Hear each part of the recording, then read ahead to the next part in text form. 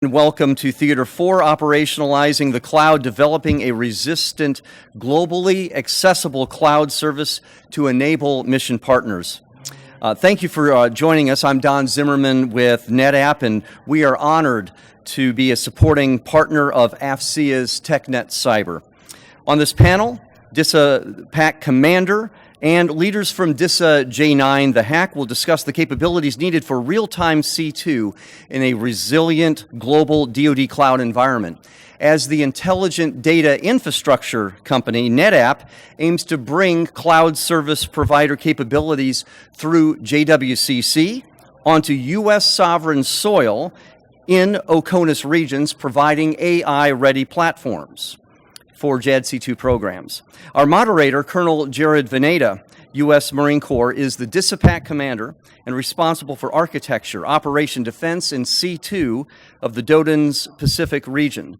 A 97 Naval Academy graduate, the colonel has been the deputy division chief of the IC-4 Directorate at Marine Corps headquarters at the Pentagon, the G6 for Marine Corps forces in Europe and Asia, and the G6 for the 3rd MEF in Okinawa, as well as the G6 for the 1st MEF command post in Fallujah and Najaf, Iraq. Ladies and gentlemen, Colonel Jared Veneta.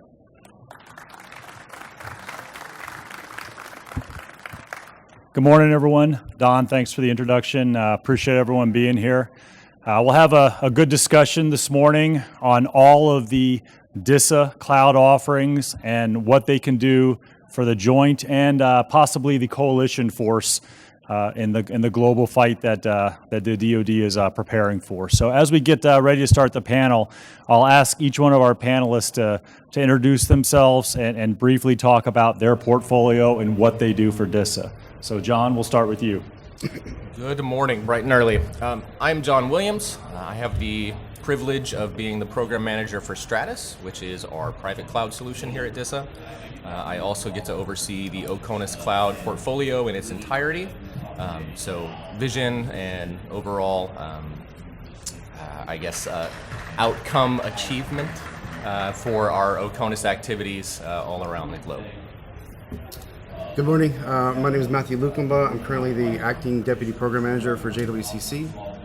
So you may know, JWCC is a multiple award contract vehicle to 4 cloud service providers: Microsoft, Google, Oracle, and Amazon.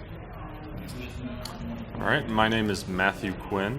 I'm currently the product owner for the Joint Operational Edge Cloud solution, which is how DISA is bringing commercial cloud to our OCONUS partners. Okay, thanks, gents. John, we'll start with you. If you could provide a little more detail about Stratus and its OCONUS support, and then touch a little bit on our DISA, Vulcan, and Olympus, and what's going on with those 2 initiatives. Absolutely. So I'll kind of start with Olympus and Vulcan, and then another product that we didn't get mentioned there, which is DoD Cloud IC. So obviously, DISA has, and the J9 specifically, we've tried to take as much of a role as possible in making getting to the cloud simple. And to do that, we have looked at each of the individual steps along the way on a cloud journey and said, where is there a repeatable task? Where is there a thing that we can do the work up front and then pass it on and hand it off and allow our mission partners to take advantage of the work that we've put into the man hours that we've been able to do, and then it can be leveraged many times across the department. So DoD Cloud IC is one of those products that allows, through infrastructure as code, the quick building of secure environments in commercial cloud. Taking that a step further, we have DoD Olympus. This kind of builds upon what is available through DoD Cloud IC, but instead of just building a secure environment, now we're building a secure managed environment. And we have various layers and levels of management available in those managed environments as well. So new to commercial cloud, you want to get started, you want to build your environment, DoD Cloud IC, you're off from the go. You want to take it a step further and say, hey, DISA, can you manage my environment for me? I only want you to manage a little bit. Okay, cool. We have a level of Olympus for that. Well, we want you to manage all of it. Okay, great. We have a deeper level of Olympus, another tier where we can come in and bring those guardrails, bring that management, bring that security posture, and hand that off as well. Vulkan is our DevSecOps suite of tools. So again, once you get to the cloud, it comes down to what do you want to do with it. And Vulkan provides a fairly easy acquisition model for getting the necessary DevSecOps tools. You know, your Atlassian stack, your GitLab Ultimate, things that make software development and agile program management in the cloud simple, and we bring that to you through Vulkan. Finally, we have Stratus, which is our, as I kind of said earlier, our private cloud solution. And Stratus has been around in one form or another for many years, and we have seen that there is an enduring need for government-owned, government-operated, inside of government facility cloud. There are going to be some applications that have mandates. There's going to be some data retention mandates, things that say this needs to be in a government-owned infrastructure. And so we bring Stratus to the table in order to kind of fill that gap, but also as a transitional cloud. So Stratus is a fantastic landing point for a first foray from a traditional hosting environment into an infrastructure as a service environment. And then it also makes a fantastic kind of middle ground where an application can be refactored and prepped to really have the optionality to then go into a commercial cloud if so desired, or to stay in Stratus if that's the desire as well. Okay, Luke, same question for you, but if you could talk about DISA's JWCC offering and what it means for our joint force.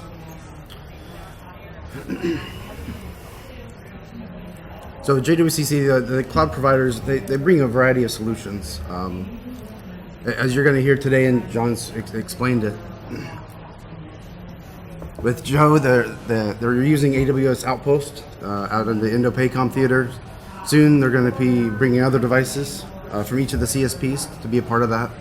These devices, they go through multiple levels of testing for the contract, and also by the CSPs, but also the JWCC PMO team. And Matt, if you could touch on Joe, our joint operational edge, how long it's been in existence, where it's located, and what is it doing across the theater, and where is it currently available for use? Yeah, so that's great. So Joe, as was mentioned earlier, right, is purchasing cloud off the JWCC contract today. It was started as a pilot with the DoD CIO office and one of our combatant command partners in order to try and bring that commercial cloud presence OCONUS. So over the last year and a half, we've actually been able to deploy an outpost into the Pacific Theater, get it operational, and actually even start onboarding mission partners in the last several months. Do you have any details on some of the applications that we currently have hosted in Joe, which services are using it, and the end of this kind of test period or pilot period that we're in? Yeah, I can't release the mission partners at this time. I can tell you though that we have several mission partners, more than a little, less than a lot, who have all started to bring different types of capabilities, from simple situational awareness capabilities to things like relays for other types of messaging. And that we've got a slew of people from different parts of the department. So we've got different services as well as agencies that are interested, involved in onboarding. So a lot of our cloud is located in CONUS in the continental United States. Can any of you talk a little bit about the value of having a cloud presence forward, west of the date line, in Europe, in Asia? What value does that bring to our joint force? So I can take that first. We've been hearing a lot about this from every mission partner in every single theater around the world. The problem that we're having is the latency between the CONUS over to the overseas. We're trying to get the tactical edge out deployed to closer to the warfighters. It's not a technical problem. This is a policy issue that the DoD has to deal with up front to make this happen. Okay, so on that point, what are some of the biggest challenges we're getting from stakeholders, be it defense agencies, combatant commands, service components? What are the biggest challenges that we're encountering as we push cloud out either to the edge overseas or here in CONUS? I think I'll start off with that one. So when it comes to CONUS Cloud, our commercial cloud service providers have billions and billions of dollars invested in robusting an infrastructure that is unparalleled, unmatched. DoD can't match it and shouldn't try to match it. When it comes to OCONUS, though, as we look at issues with data sovereignty and maintaining 100% positive control over the location, the physical location of the data that's being stored, we kind of have a slight advantage because we have the OCONUS real estate. We have the military installations where we have been providing services in traditional ways, whether it be telecommunication, whether it be traditional data hosting. We have these locations around the globe. So that's kind of been the brainchild that had brought the joint operational edge concept to bear, which is how can we extend all of the greatness of CONUS Cloud, take it and extend that into a military installation OCONUS. How can we provide that capability further downrange where it's needed? And so that's where the joint operational edge really kind of came from. The second piece of that is when we talk about the different tiers of edge. Edge is such a buzzword, a hot word, and it can mean 14 different things depending on who you're talking to and how you're talking about edge. But for the case of kind of this conversation, we'll talk about edge computing in two different layers: operational edge, tactical edge. So tactical edge is defined as the man-portable, the wearables, the non-fixed in any way. These are the devices that are going into the field, into harm's way with our soldiers, sailors, airmen, Marines, and Guardians. When we talk about operational edge, that's our semi-fixed, that middle tier between strategic here in CONUS and the tactical edge on the service member's person. So that operational edge piece, we have resilient operational edge. One falls down, we have another. When we talk about the operational edge piece, it will always be impossible to take the full one-to-one subset of capabilities from CONUS and project that into OCONUS. So we have to decide what are the key, what are the critical components, services, features from each of the clouds. What can we extend downrange to be most effective at achieving outcomes for simply providing capabilities? Okay, since you mentioned latency, I think it was you, Luke, that mentioned it. Can you talk just at a high level, unclassified, what is our DISA cloud team, J9, relationship with the transport, PEO transport? How are we working together to make sure we buy down that latency and that risk of being in a denied, degraded environment? So I think Matt can add quite a bit on the latency part, but I will say from the JWCC side, we're working with our cloud providers to make sure we understand what the fabric looks like from each of them. They all put a lot of money into their fabric around the world, between each continent. But understanding that, it really helps on the transport side where DISA IE comes into play, and what Matt's been working on with Joe. Yeah, so when we start talking about things like deploying these clouds OCONUS, the mission partners and our own teams, right, we need something that has resilient and reliable comms. We need that low latency. Part of the reason why you push cloud to the edge is to provide local access and processing to reduce the latency for time-sensitive applications. So this allows us to do some of that real-time processing at the edge. We've been working with PEO Transport and several other groups, including the CSPs, to make sure that we've got a good understanding about all the sites that we're planning to put these capabilities and how they map all the way back into the CONUS data centers and CONUS cloud facilities, so that we make sure that we can even have low latency as we move from tactical to operational to strategic levels of capability.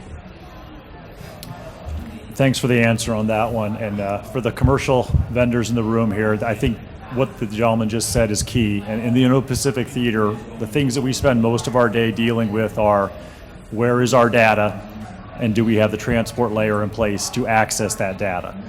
So that's our problem. The third piece of that is money. How much money can we spend to ensure that our partners, our joint force is not in a denied, degraded environment? So thank you. Luke, can you talk a little bit about the challenges with data management, access, security, and sharing with our mission partners, particularly our coalition allies? Right. So there's two major issues we have on the data management part. The first one is we've gotten a lot of feedback that the need for SecRel environments and coalition partner environments, and we just don't have that. We don't have the answer just yet. There's some meetings coming up in the next month to try to get after this.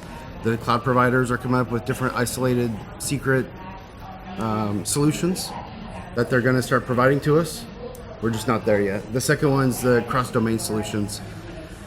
Going into JWCC, the cross-domain solutions was part of the contract. However, as the CSP started really digging in to understand what the raise the bar requirements were from NSA, they started realizing the complexity of it and the cost of it. And so they're still trying to get after that to understand how they're going to meet those requirements. Okay. So within DISA, the J9 is our staff section that leads our cloud initiatives. So how is the DISA J9 focused on providing a hybrid cloud environment with the opportunity to meet the mission partners' needs globally? John? So again, it kind of comes back to what I was saying earlier. We are fortunate enough to have the real estate around the globe, and so it becomes the point of what's the best way that we can use this real estate again to achieve outcomes instead of just putting capabilities out in field. And I do apologize, I'm slightly under the weather, so if my cough drop is distracting, please just ignore it. When it comes to the optionality of hybrid cloud, there are a long list. I like to tinker, and there are a long list of things that you can do to tinker between private cloud, commercial cloud, gee whiz, cool stuff. I can make this do X, Y, and Z, right? But again, it comes down to what is our actual demand signal and need for the communication and collaboration between private cloud assets and resources and commercial cloud assets and resources. That exact demand signal is what we are excited, we at J9 are excited to partner with everybody here on flushing out. We can whiteboard cool ideas, but at the end of the day, DISA, our role is to provide capabilities that allow outcomes for the warfighter. Not just capabilities that are gee whiz, cool, fun, let's play with it, but something that's actually going to move the ball down the field. We can only move the ball down the field if we can partner and work with our mission partners directly to say, hey, what is it you need? Great, let's figure out how to do this. Let's meet in the middle. Let's iterate on it so that we actually get to a point where we're providing something that's useful, usable, and actually answers the mail. So focus on optionality, specifically in OCONUS. For many years, workload has gone where it has to go. And what I mean by that is there's an application, there is something that's being used. It was created on a private cloud, and so it has just stayed on a private cloud forever because that's where it was made. There needs to be a slight paradigm shift there in understanding that applications need to be fairly agnostic to their cloud providers and private and or commercial cloud. And we should be able to, we being DISA, should be able to bring to the table a capability set that allows you as the mission partner to choose the best cloud based on the salient features of your application, not based on leftover legacy support or technical debt or anything to that degree. If I bring to the table 4 commercial cloud points of presence for Joint Operational Edge along with a private cloud, you have a choice with your application, your hot dog tracking application. Oh, well, is it best in this cloud? Is it best in this cloud? Is it best in that cloud? And I can move it between clouds, right? Because I'm able to bring you that optionality. And then you are able to make the decision on where is the best for the mission, not just where you're pigeonholed in because you've always been there. And we're trying to expand that optionality, not just in CONUS, where we know we have several options, but further down to the edge and all around the globe in OCONUS. I do want to add something. John mentioned the whiteboarding and the requirements in demand signal. I'm asking everyone here to bring us those demand signals, to tell us what you actually need, and it'll actually help us create different solutions for you. So similar question, Matt. Can you talk about multi-cloud and hybrid cloud, and why does it matter for our mission partners and the accomplishment of what they're trying to do for command and control, moving data around the battlefield? Yeah, thank you. So, I mean, they did the great setup there, right? Understanding your mission, understanding your applications and solutions is very, very important when we start talking about how do you implement those into the hybrid or a multi-cloud situation. You know, JWCC has 4 different CSPs on it, and then DISA brings Stratus as well. We can make hybrid or multi-cloud solutions that actually provide the value to the government, not just from a cost perspective, but from a features or functionality. Each one of the CSPs is bringing us some unique and different capabilities. They have different form factors, different footprints, different speeds and range of options.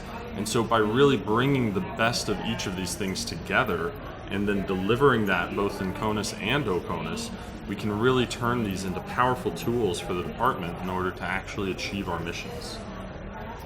Okay, we've touched a lot of this already, but Luke, is there anything else that you want to add as far as what JWCC can do and as far as delivering cloud out of the tactical edge, Europe, Africa, Asia, any of these austere locations that we operate at? Yeah, so moving forward, we are looking into JWCC 2.0, the next follow-on contract. I go back to the demand signals. We need to know what the warfighters are needing. We need to know what the theaters are needing from Colonel Veneta and the other commanders out there to put into the next follow-on contract. Yeah, I heard that. Yeah, I just wanted to add, so we also have solutions on JWCC, right, that help address the situation where we might not have as rigid of a facility available, right? So those modular data centers that we can then also deploy things like Joe or Stratus into could be other solutions for the areas that we don't have as good of a fixed facility. Maybe it's just a tent. We could deploy solutions like that to help and solve that problem. Okay, similar type topic from what John was covering. What do you say to the Joint Force for these legacy applications that we have, things that were not born cloud ready, that we still rely on heavily, server-based applications? Is there anything that DISA and the J9 cloud team can do to help us out? So, I mean, there's always something we can do to help. But I think what it really starts with is understanding, as simple as it sounds, what does the application need to do? Like, if you look at so many things that we use on a daily basis, and I'm trying not to throw shade at any internal DISA applications, right? But let's just, hypothetically say there was an application that was created in the late 90s that had a singular purpose. Well, that singular purpose was then expanded and expanded and expanded. So rather than just being a solely focused application on one thing, now we have an application that's doing 25 key functions, and re-architecting 25 key function application to be cloud ready is a monumental undertaking, as opposed to breaking that into 25 individual applications that are doing the specific thing that was intended for each of those features, right? So when we talk to our mission partners and we're looking at that cloud journey, they usually see 2 choices. They say, oh, I can just lift and shift this entire thing and keep doing it exactly how I have been doing it, and I'll just pick it up from the data center and I'll set it in the cloud. That's cloud, but all you did was you took all the problems from the data centers and you put those same problems in the cloud, because you did not get any efficiencies by refactoring your application to truly take advantage of that environment. So the second option is the little bit more lengthy one, right? That's where you sit down and you say, what do I actually need my application to do in the cloud? And then you have to break that apart and you have to refactor each of those, and you have to slowly and surely turn those into cloud native applications. But at the end of the day, what you walk away with is true efficiency and truly utilizing the capabilities of the cloud, not just moving something to the cloud. I think we get stuck on cloud as the solution, not cloud as a tool to enable outcomes. And if all you're doing is moving, one pile to another bucket, then you're not changing your outcome. All you're doing is checking a box to say, I made it to cloud, right? So it's a long process, and that first step is difficult, but there's a slight tangent. My favorite author, Brandon Sanderson, in my favorite series of his, the Stormlight Archive, there's a quote in there, and the quote in that book is, the hardest step that a person must take is not the first one, it's the next one. So when you look at that long process, you first see this massive pile that has to be refactored and changed and adapted to cloud. Yes, that first step is hard, but then the rigor to continue taking those steps and recognizing at the end of the day, at the end of this process, when all this is refactored, we are going to have truly revolutionary capabilities, taking advantage of billions of dollars of investment in cloud that we, the government, didn't necessarily make on that front end, right? Okay, that's No, he said a lot. I got nothing. all right. Well, that dovetails into my last question before we open it up for questions from the group. So, I'm the G6 at Marine Forces Pacific. I'm looking for a cloud architecture and plan for all Marine units across the Pacific. I've identified the locations that I want to go to. I have my list of applications. How do I start with DISA? How do I pick from all the offerings? What's the first thing I need to do on that, what you're calling the cloud journey? This is for all three of you. So, scattered throughout the audience here, and you may have heard it in other presentations, I know it's kind of crazy, in 2024 we have a website, hack.mil, and the beautiful thing about hack.mil, and I wish I could show like a workflow or something, when somebody clicks a contact me, the amount of simultaneous activities on the back end, the amount of emails that we all get, along with our brokers, along with our solutions architects, we all kind of get that ping, right? And it flows from this person to that person, and when they get stuck, they call me, and then when they get stuck, they call someone else. A contact me on a website seems unbelievably simple, almost like too simple, like it shouldn't work, but it does. And I want to say, and Brad, correct me if I'm wrong on this, our response time for a contact me solution, it's within a few hours. It's not a click a button, we'll contact you sometime between noon and next Thursday, right? Like, it's within a few hours. With that being said, we have an entire team that specifically understands all of the products across the hack and liaises directly with their counterparts in different organizations throughout DISA. So that handoff from not just J9 on the cloud side, but as you're working through it, you find a dependency on a circuit or something or of that nature, then we can bring PEO transport into the conversation. And we can stay with you through that process as you are going on a full cloud journey, from I really want to do this to I have a working cloud with my CI/CD pipelines and everything is updating and smooth and secure, and I'm able to achieve outcomes, right? So we have an entire team, all those words to say, we have an entire team with our hybrid cloud broker that exists solely for the purpose, well, maybe not solely, but mostly for the purpose of ensuring you get a delightful experience from the time that you give us a call, send an email to disa.cst@mail.mil. When you give us a call, you click a button, whatever it is that you do to come in the door, they are there to hold your hand and walk you through the entire process. So I would take it a little bit further. Colonel Veneta said that he has his list of applications that he knows he wants to migrate, but how do you migrate? You have to be open and flexible. You have to know a little bit about the cloud providers and what options are available.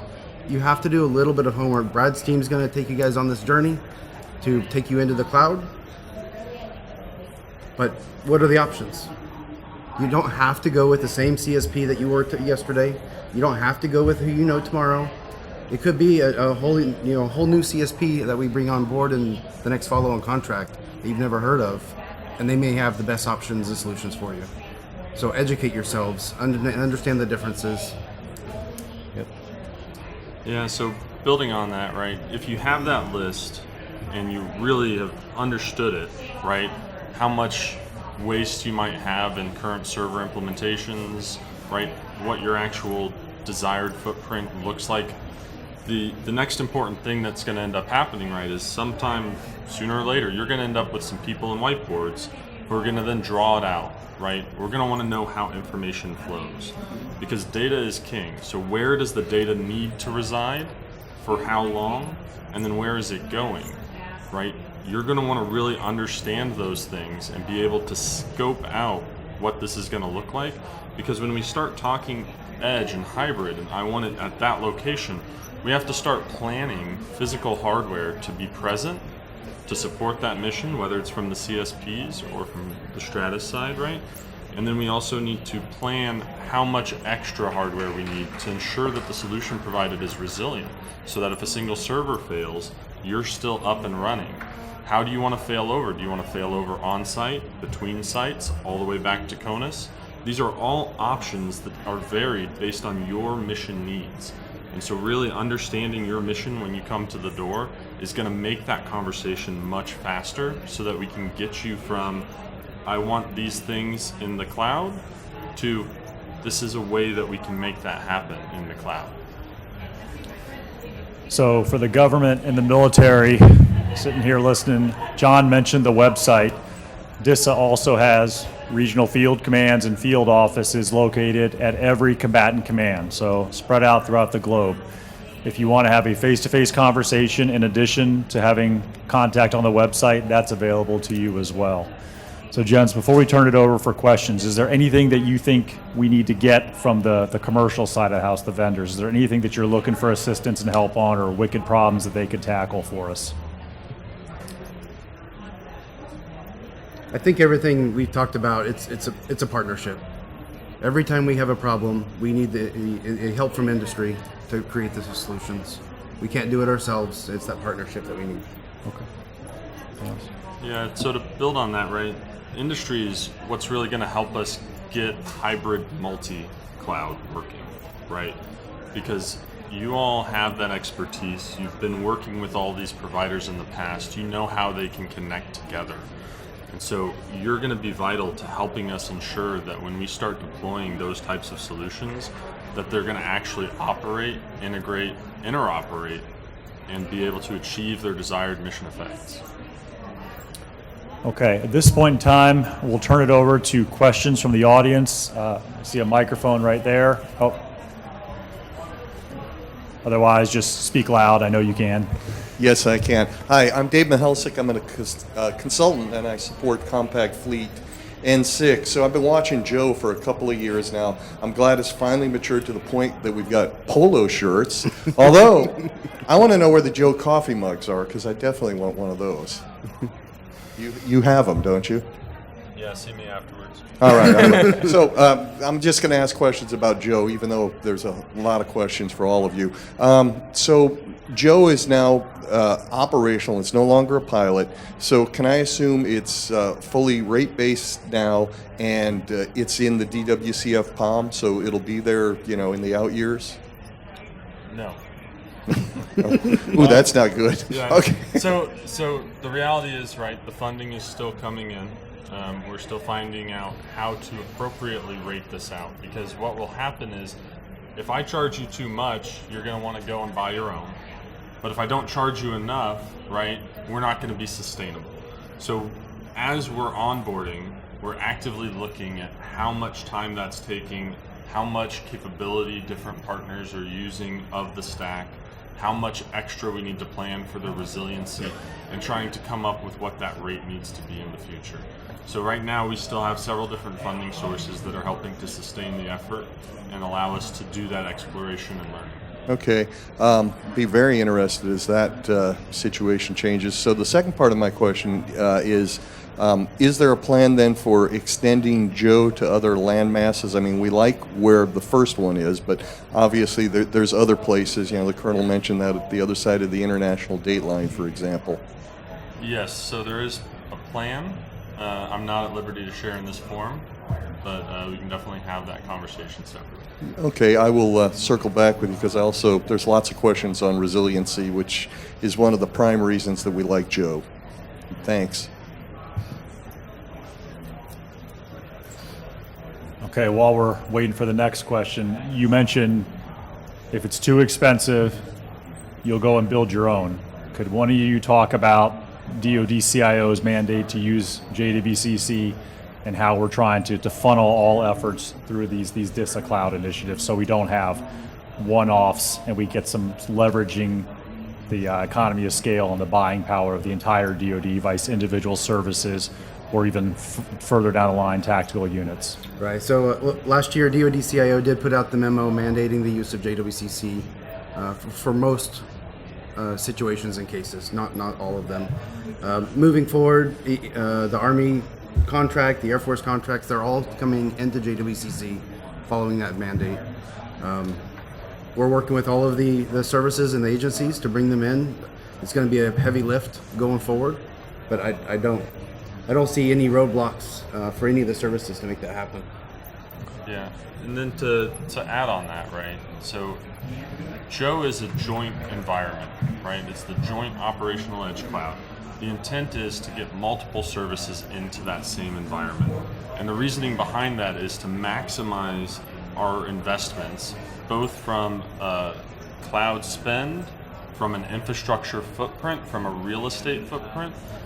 If everyone goes out and continues to buy their own and do it their own way, we're going to continue down the same path that we've had for many, many years, where things are going to be more difficult to integrate, they won't interoperate correctly, and then we won't be really using the taxpayers' dollars as effectively as we could, right? Because why do we all need physically separate hardware when we could share that same space? Similar to how Conus Cloud is all the same hardware, and we're sharing that space.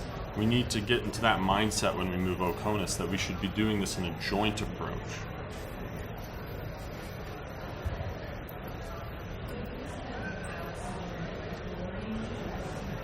Hi, good morning. Amy Alexander, UKLA to DISA. I was going to ask a question about coalition interoperability of cloud, but you kind of covered that. So my question is sort of amended to, obviously we're keen to see cloud sharing in a coalition environment, in a Five Eyes environment. You sort of mentioned where you are with your other mission partners before you even sort of get to us, so to speak.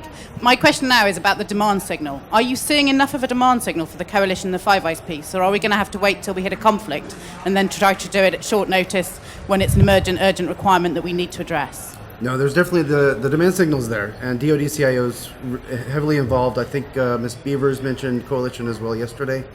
The demand signal's there. The meetings are happening next month.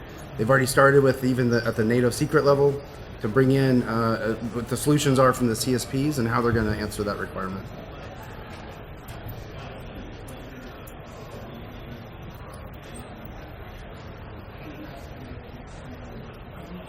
Hi, Chris Wilhelm. A question about the latency issue. The ISR community had to do something when the decision was made we're going to abandon ATM. I don't think it's completely working, and I think there's a little bit of ATM left within their community.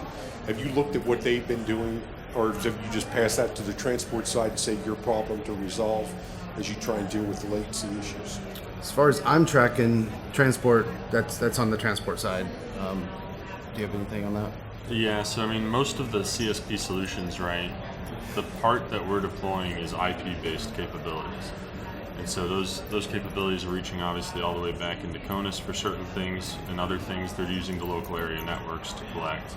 So I don't know that that's something that we're going to solve directly. That'll be on the transport side.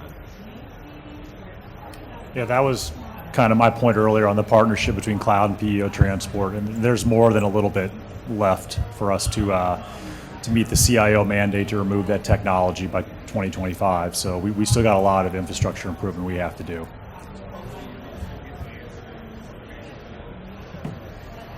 I think we all realize there's not, and a lot of our new implementations are not backwards compatible, so we need to modernize ourselves, and we cannot afford to pay the commercial sector to do this legacy technology anymore.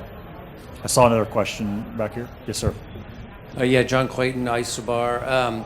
My former experience as an Air Force Business Systems acquisition guy, one of the challenges we always had with our systems in DISA was understanding the true cost, right? The old contracts were always a challenge.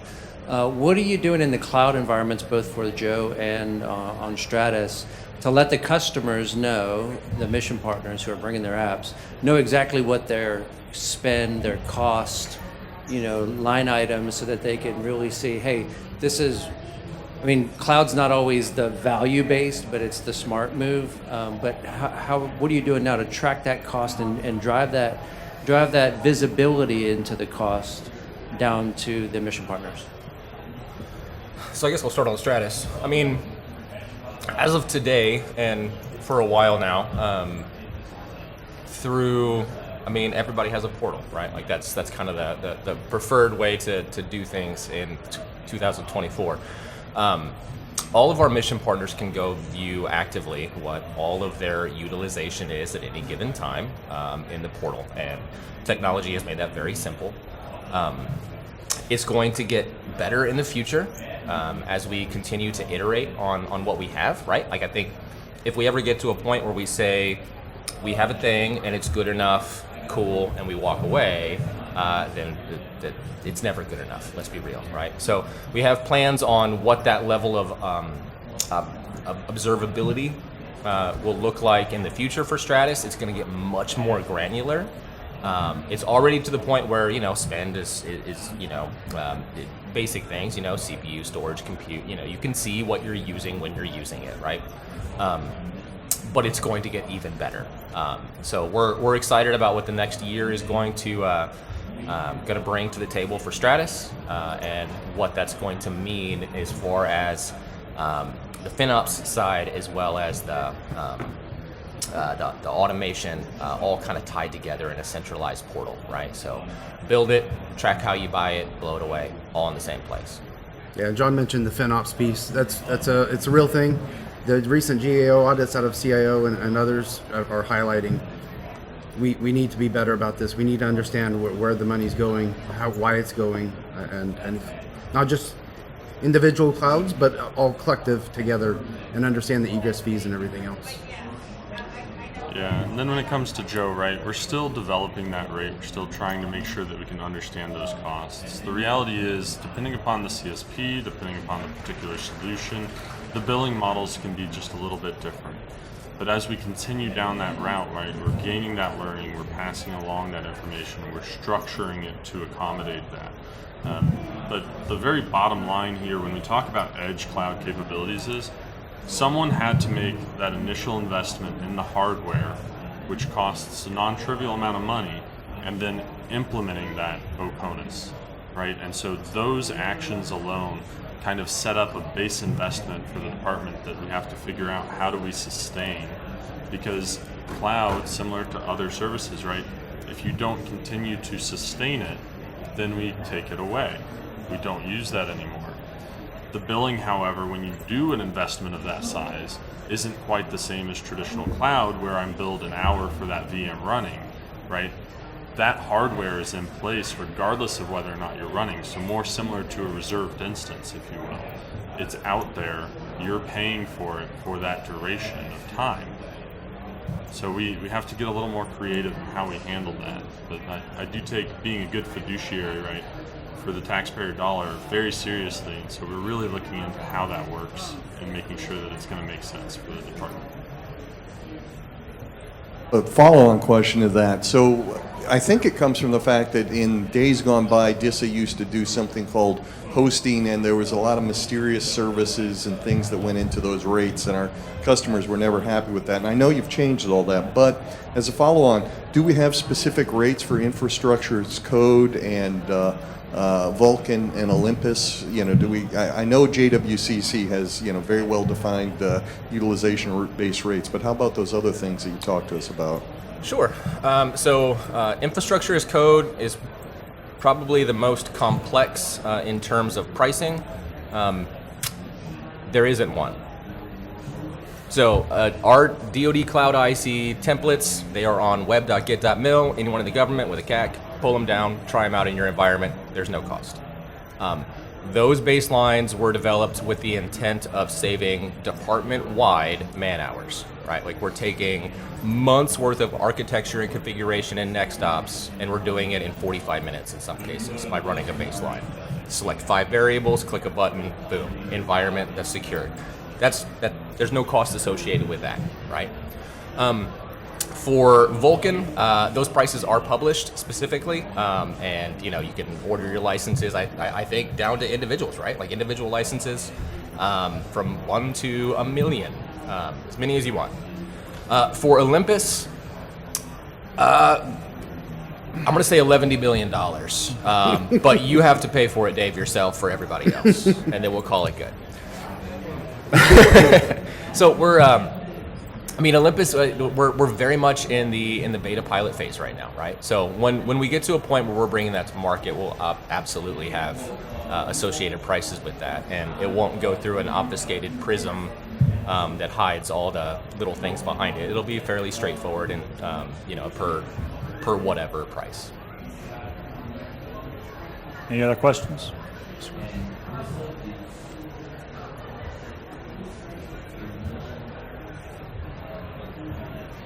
On the latency, I was wondering, have we looked at utilizing the capabilities that are already existing for being able to cache out at the edge? Sorry, Akamai. So we're already operating 40 locations globally, operating both on aisle 4, 5, and 6, right? So is that a option for you? Or are you thinking about using the GCDS platform that exists, because it's doing 80% offload for applications for cloud today in a multi-cloud environment? Thanks.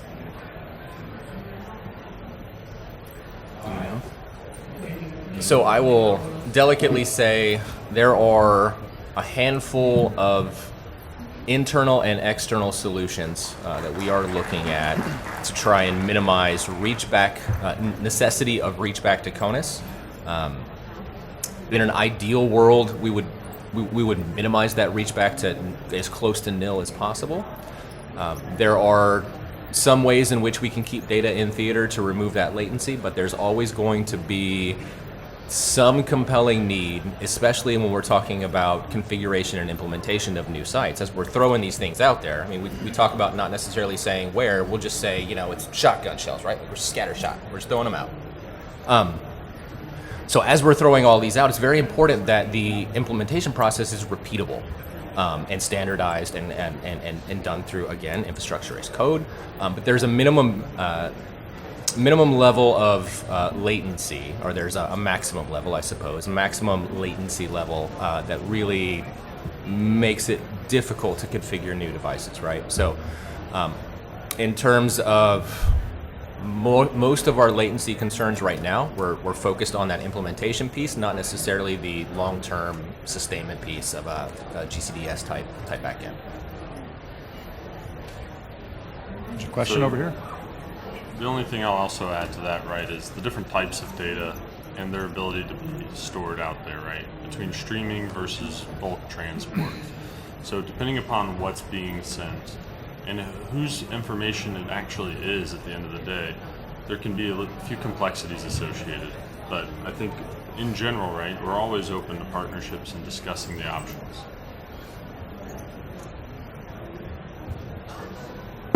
Colonel Miller, DISA AFRICOM. So our customers out in AFRICOM are really looking for a DevSecOps environment. That's where they're putting their investment. So really for John, I believe Vulkan is only on aisle 5. Is that accurate?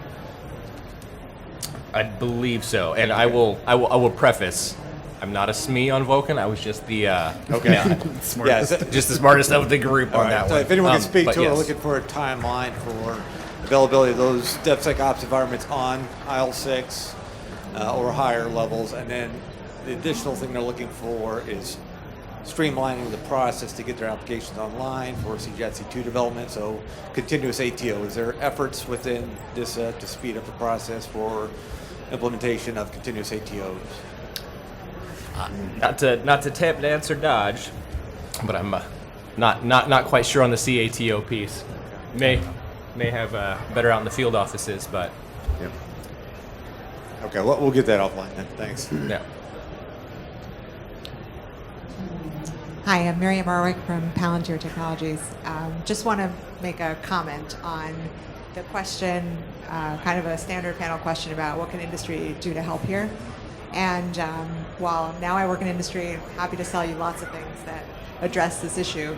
I'm formerly a researcher, and I think one of the ways that DISA and DoD can tap into industry is in all the history that we've all had in dealing with a lot of the questions that we're probably grappling with now. And while we don't approach things from a government pricing perspective or a service to exactly the specific parameter of customers that you're dealing with, we do have a wealth of experience and a lot of scar tissue and a lot of stories to share. And we also do have a lot of capabilities that address some of the obstacles that you may be facing. So what I would encourage is to leverage that, and it doesn't have to result in any exchange of dollars, but there is definitely a wealth of experience that we're sitting on that we should be sharing. Thank you. Any other questions? So not a question, real quick. My name is Brad Wright. I'm the chief of the Hybrid Cloud Broker Office for J9. I just want to try and keep from a mad rush from these fine gentlemen up here. They're very knowledgeable, and as much as I'm sure everyone wants to go talk to them, if you don't get an opportunity to, we do have a booth at 2945 under the great big DISA sign down there. If you've got questions or you need to try and get hooked up with some information about this, we've got folks there that are sitting there waiting to talk to you. And even if they can't answer your question straight away, we can get the people that do have those answers for you. So just wanted to throw it out real quick before the panel ends. Thank you. Thanks, Brad. Any other questions? Okay. One last time for questions while we're waiting. Pivot off of Commander Alexander's question. SecRel cloud environment, secret releasable. Can you talk about the challenges with that? Technical, policy, both? I see some of our CIO friends in the audience here. Is there anything they can do to help us with this issue? Yeah. So I think where's me, we coined the term the other day that makes things simpler. SecRel non-5i, right? So we'll just call it non-5i from now on. So 5i's, especially in Stratus, that's natively supported, and we're glad that that's fairly simple. When we start looking at non-5i, then it becomes very, very complex because there are policies in place that mandate physical separation for non-5i coalition partners, i.e. they cannot share the same physical hardware, which is the antithesis of cloud, right? So as we move forward with kind of a multi-pronged approach there, yes, we're trying to press for a policy change, but you can't force a policy change without working prototypes, right? Like otherwise it's just kind of academic, like, hey, change the policy so I can do a thing, as opposed to coming to the table with a prototype saying, hey, here I can cryptographically isolate multiple information domains on a single piece of physical hardware. Here's my demonstrable solution. Now let's change the policy because I have something that works, right? So there are, I don't know, 20 different organizations across the department that are trying to crack this same nut. Some are further along in their journey than the others. Some are in the infancy. As we've traveled around the globe, Europe, Indo-PACOM, the number one thing that all of our COCOMs and all of our mission partners are asking for is SecRel Coalition non-5i. Like, we recognize that it is the number one demand signal that we are getting. So we have a team. All of the mission partners that I've talked to have teams that are working on this, labs and smart guys that are trying to figure it out. And I'm going to be completely blunt and completely honest, and I've said this to folks before. As soon as somebody cracks that nut, I'm going to be right in line behind them to copy their architecture, because it is a need that needs to be provided not at a service level, but at an enterprise level for the entirety of the department. And anything that we can do, anyone we can partner with, anyone that wants to share architectures, anyone that wants to collaborate together to try and figure this out, we are always on board with that idea. We are always looking for smarter folks in the room than our smartest folks in the room. So I wanted to add from the policy perspective that it's important to remember that while the DoD is a major player in helping do these types of architectures, we have a lot of partners, and we have to also respect their wishes and their policies for how that information is shared, right? So similar to a high school, right? You can be friends with these people, but not those people. Don't share my notes with these other people, right? We have different complex partnerships, and those things also help complicate the policy situations. Okay, I think we're at the end. I think the comment from our Palantir rep was spot on about leveraging industry based on their experiences, their successes and failures. My ask of industry is do the best that you can to figure out our mission, where we want to go, what we're trying to do, how we do command and control, how we do contested logistics, how we close kill chains, and the terrain that we're operating on and the challenges that we're facing, particularly on the transport layer. I think we do that, we meet in the middle, we come up with a good answer, we figure out that SecRel environment, which is the key right now to the future fight. So thank you so much for coming this morning, thank you so much for the questions, and have a great rest of the week.